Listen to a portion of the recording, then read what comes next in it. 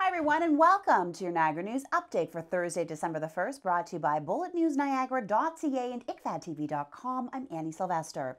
First off, let's check out the weather. Mainly cloudy skies tonight, a 60% chance of wet flurries overnight. Winds from the west at 30 kilometers per hour, a low of 0. Checking into Friday, some clouds with a 60% chance of wet flurries early in the morning, clearing by the afternoon. Winds from the west at 20 kilometers per hour, becoming light early in the afternoon, a high of +3 in Niagara Falls. A Grimsby man has been charged after a 16-year-old St. Catharines girl told police she was sexually assaulted by a stranger while walking home from school yesterday. Niagara Regional Police did not say where exactly the alleged attack occurred, other than that the victim's school is located in the city's north end. Dennis Thompson, 65 years of age, of Grimsby, is charged with 1 count of sexual assault and 2 counts of failing to comply with a probation order. Now to a huge pot bust in St. Catharines. Police discovered more than $325,000 worth of pot plants and dried marijuana during a raid at 325 Bunting Road, based on information gathered during an investigation that began in October. Inside, police say they found 319 marijuana plants as well as 631.2 grams of processed pot. Charged with production of a controlled substance and possession for the purpose of trafficking is 41-year-old Elaine Serrard. Niagara Region's Corporate Services Committee has recommended a salary freeze for counselors next year. Yesterday, the committee rejected a proposed 3.3% raise. It will be the second year in a row that counselors have not received raises. Right now, Niagara's 30 part-time counselors are paid just over $27,000. Committee chairs receive an additional $2,000. Regional Chairman Gary Burrows makes just under $114,000 a year. The committee also voted to reveal more of their expenses to the public, including the amount spent by the region on computer equipment and Blackberries for counselors. Full council still must approve the recommendations, and politicians are preparing to meet tonight to pass the 2012 budget. Now to Fort Erie, where a committee considering 4 elementary schools has recommended closing 2 of them. Members of the Fort Erie Accommodation Review Committee voted 5-1 last night in favor of recommending the District School Board of Niagara close Rose Seton Elementary and Fort Erie Public Elementary Schools. This leaves the other 2, which are Garrison Road Public School and General Vanier Public, under consideration, having to undergo upgrades to accommodate the additional students from the two schools being shut down. Before making their decision, they considered several different proposals during earlier consultations. Well, stay with us. We'll be right back in a moment with news about the Niagara Health System's new corporate accountability and video coverage of an amazing retail success story in downtown St. Catharines. All that coming up.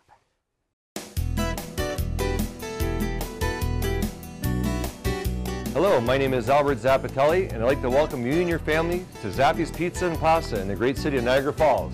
Our goal is simple: to provide the freshest and tastiest homemade food the city has to offer.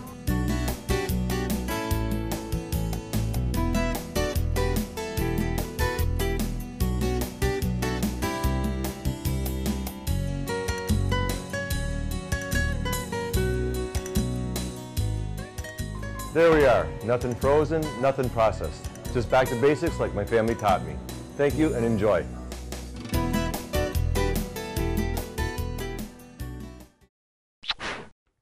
The Niagara Health System is taking new steps to increase public accountability and transparency.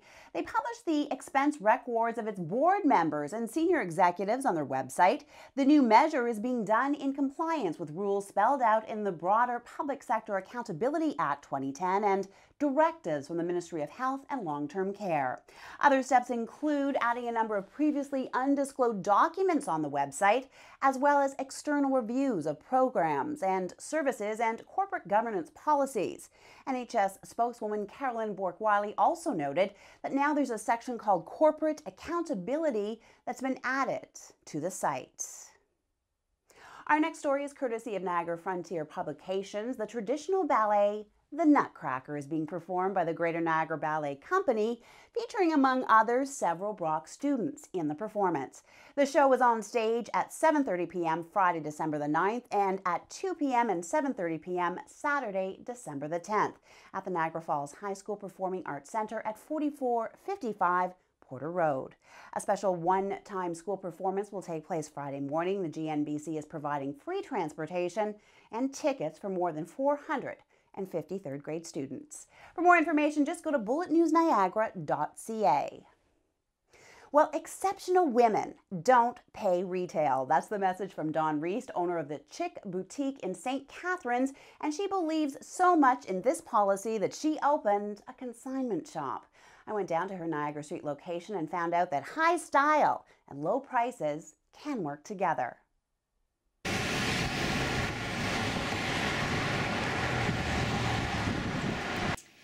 Well, we got into the business and with a bunch of friends talking and trying to come up with new ideas and what's going on in the economy, and we realized that, you know what, the smart women shoppers are looking for the best deals. And we started looking at the consignment shop as an option with accessories, jewelry, things that we all have built up in our closets. And we basically realized that, you know, exceptional women don't like to pay retail. So we went from there and we gathered up jewelry and purses and scarves and just the common accessories we had around and built the store from there. Consignment is a way to move product that you've purchased at a reasonable price to gain some of that money back. It's sort of a new way of recycling. So the items that you can bring in are 2 to 3 years fashion and in good, clean condition. Our consignment program works 50-50. We keep the numbers real simple for people to figure out the numbers.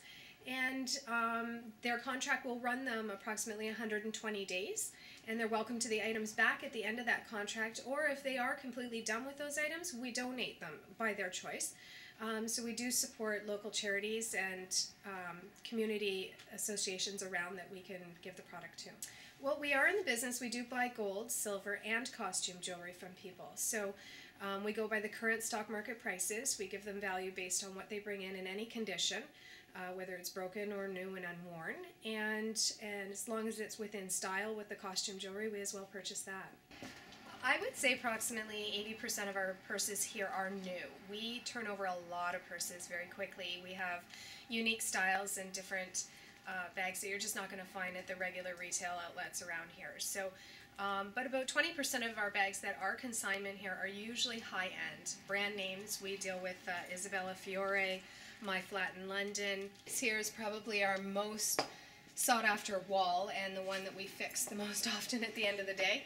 The ladies love the bling. I mean, the sparkle, the wow, those things are just, you know, the most attracting here. So our price points as well here run from $10 to $100. Yeah, I was in the mortgage industry and the economy had changed, and as well that affected my budget with the family income. So at that point, I started to look at, you know, other options and the best deals for buying my clothing, and took a look at the consignment stores locally and decided, you know, if there was just that place you could go find the good brand names at a really reasonable price, it would be great. To find out more, go to Dawn's website at thechickboutique.ca. And with that, we conclude today's program. Thanks so much for joining us. From everyone here at Bullet News Niagara and Ikfad TV, I'm Annie Sylvester. Have a great night.